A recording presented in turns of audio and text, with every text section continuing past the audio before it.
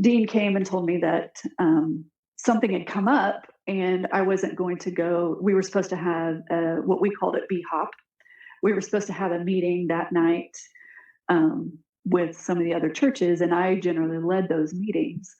And he told me that I wasn't going to lead the meeting, and that I also wasn't going to lead worship the following Sunday. But he couldn't tell me that day, and that we were going to meet on Friday with all of leadership, or the three. So May 9th, then, of 2003, I met with the leadership of the church. And it was at this meeting, so this is with the three leaders and myself. It was just us. At this meeting, Dean tells me that during a time of his personal prayer, he heard the audible voice of God, and that God had told him a lot of things about the church and about himself, but some of those things that God told him were about me. They concerned me. And he said that they felt that I had serious issues of control and manipulation and deceit. And he said that there was more to that, but he couldn't tell me all of it yet. But for the meantime, I was going to be removed from all influence within the church. So I wasn't going to be part of the worship team, the intercessors team, counseling team.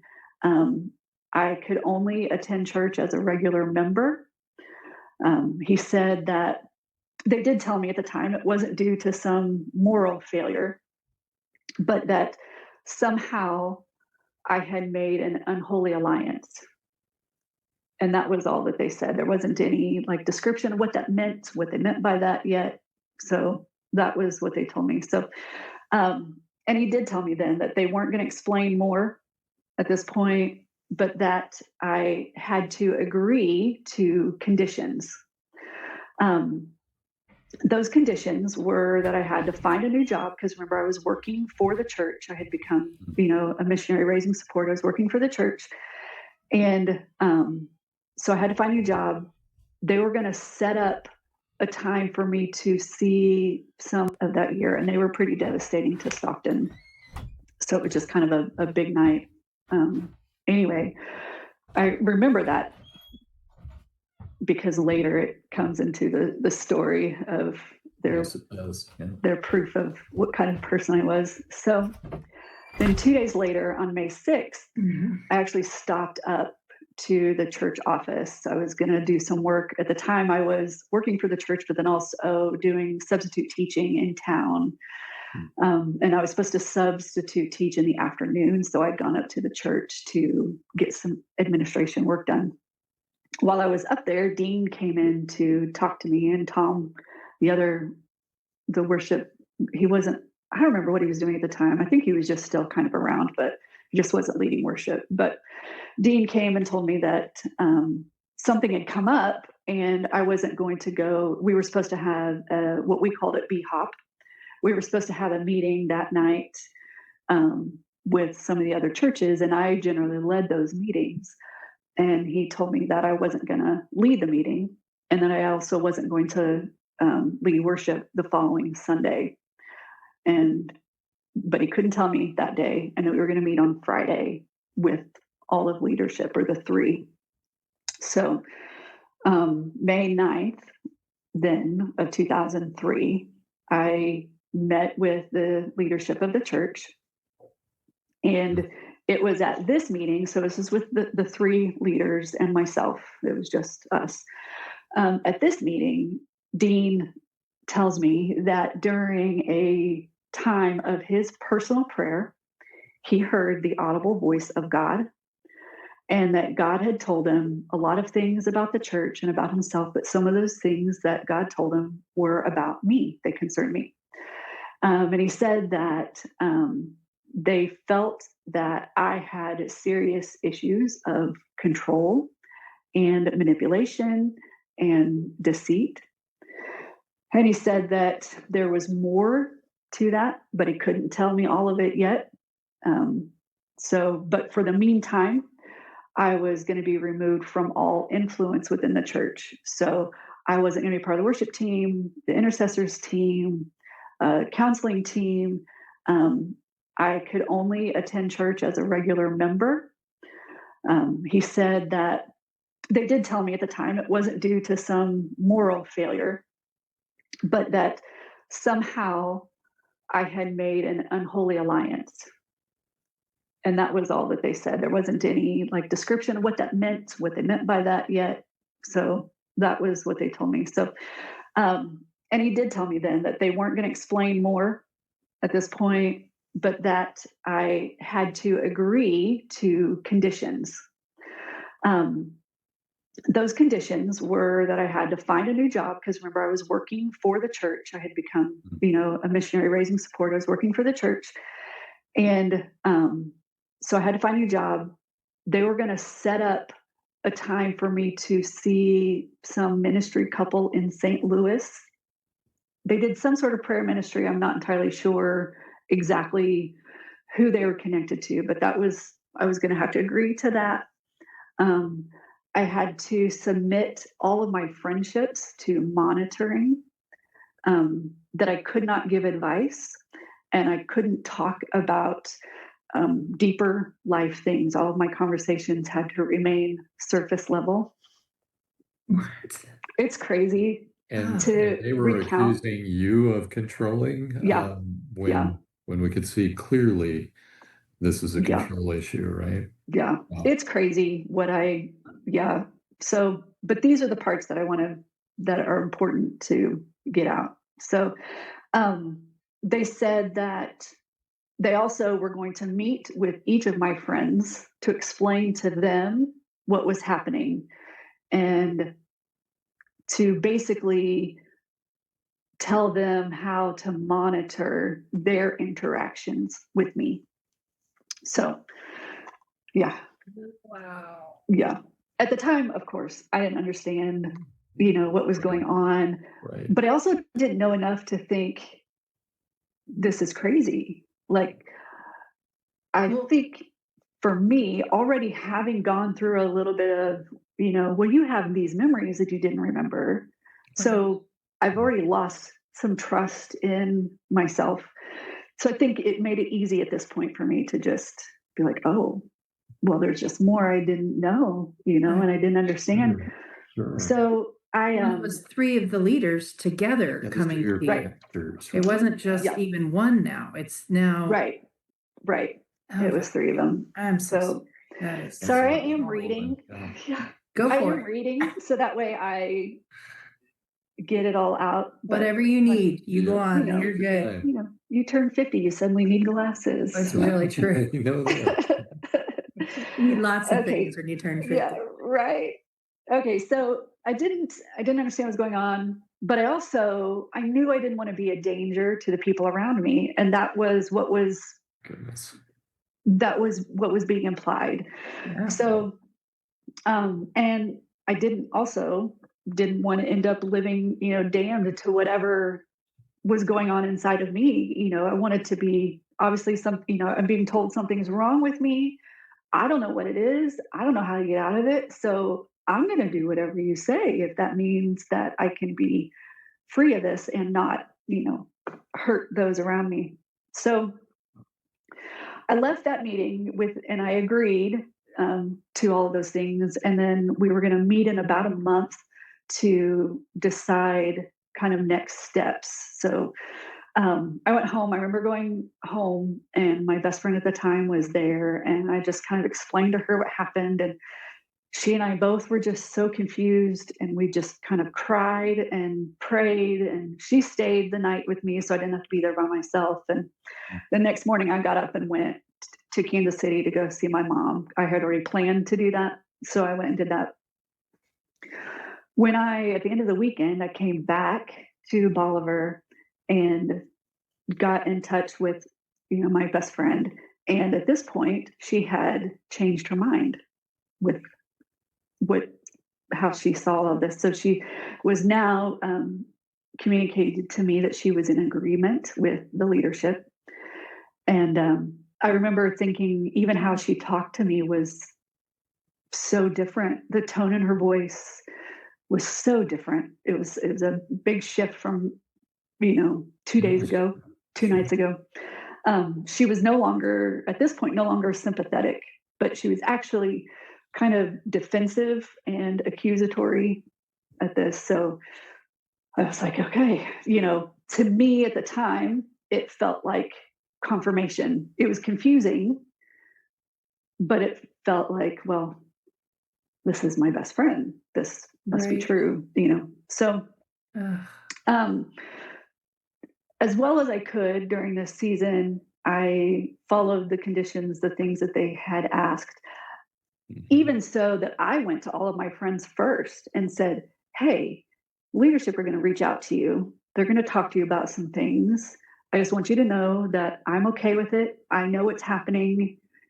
I want good out of this. So I just, not that I didn't know if it mattered, but I wanted my friends to know I know what's going on and I'm okay. I want good, whatever. This was me trying to submit to the process and trust the process, So there were, I was trying to think, I found a job at a group home, a nearby, group home, and did that for a while, and kept pressing them to make the arrangements for me to go see this couple in St. Louis, because I thought, if they could free me of this, of course I want to go do this. I want to, move along in this process. So, and at this point, people didn't seem to treat me differently. Most people were still pretty confused as to what was happening and why this was going on. Tiffany, however,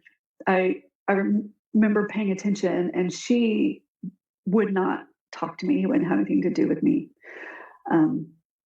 And when I would ask others about it, I was told I was just being paranoid. It wasn't that. It was just. But that was different before that. You guys had. Yeah, she and I were friends. We weren't like best friends, but she and I were friends. And I actually had played, and again, it's her story to tell.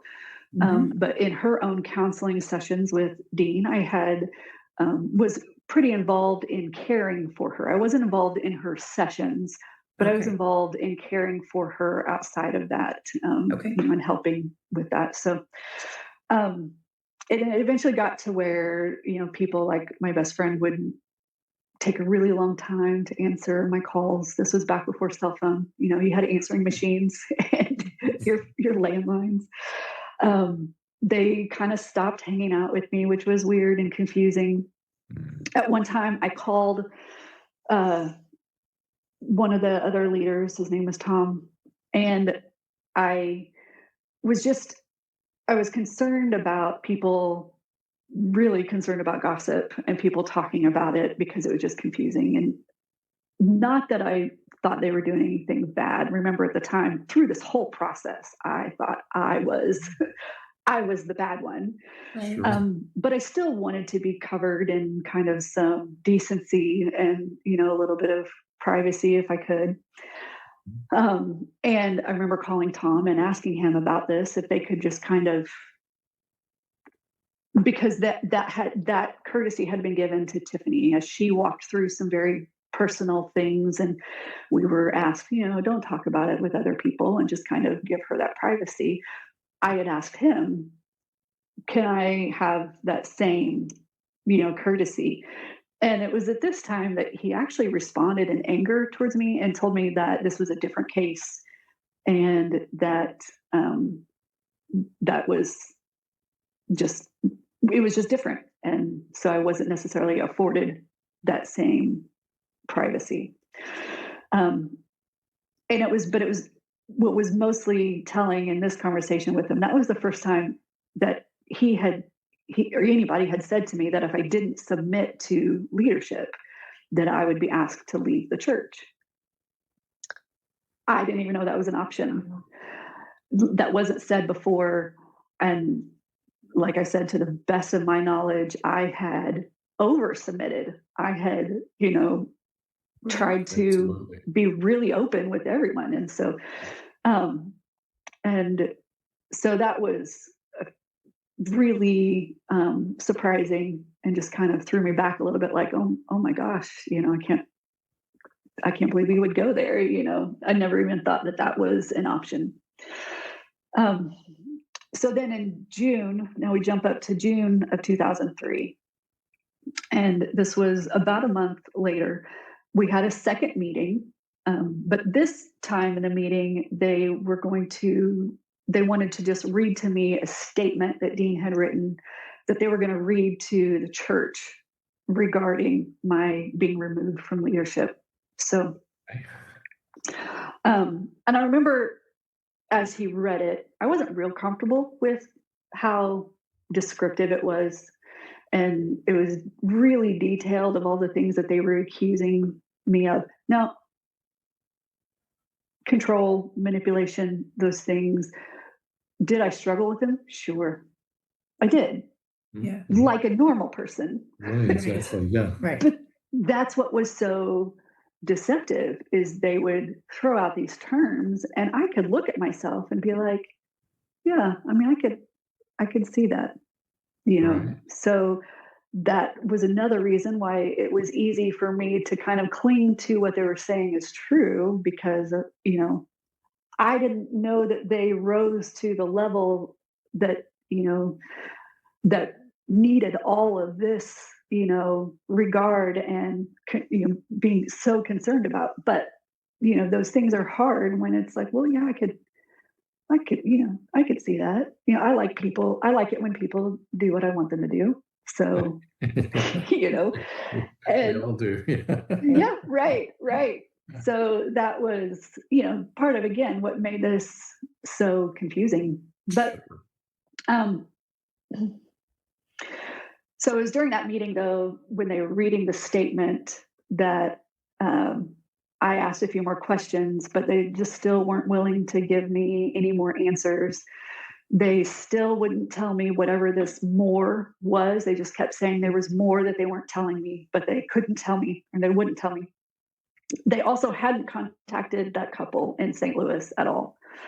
And so to me, I remember at that time thinking, you're waiting for me to uphold my end, which I did, but they hadn't even followed through on things that they said they were going to do. So I remember, being frustrated, of course, but they still just kept saying, you just need to trust us. Just need to trust the process. So I do remember telling them at the time that I trusted God, but I didn't trust them anymore. So for me, that was already starting to kind of erode as this was kind of playing out, and I felt like I wasn't getting answers. So they did. It was in this meeting, though, that they did tell me that I don't know why this one makes me, they told me they had always had concerns about me, but they just didn't pursue them. And so telling me that I never should have been a part of the ministry team, or the prayer team, or any of the things that I was doing. They said that they believed that I had deceived them for the entirety of the 5 years that I had been there. And they were just now beginning to realize what was true. So they sent me off telling me to go seek the Lord so that I would come to the same realization that they did. So I am so I remember sorry leaving to deal just with that, thinking, Valerie. I am so sorry. Thank you.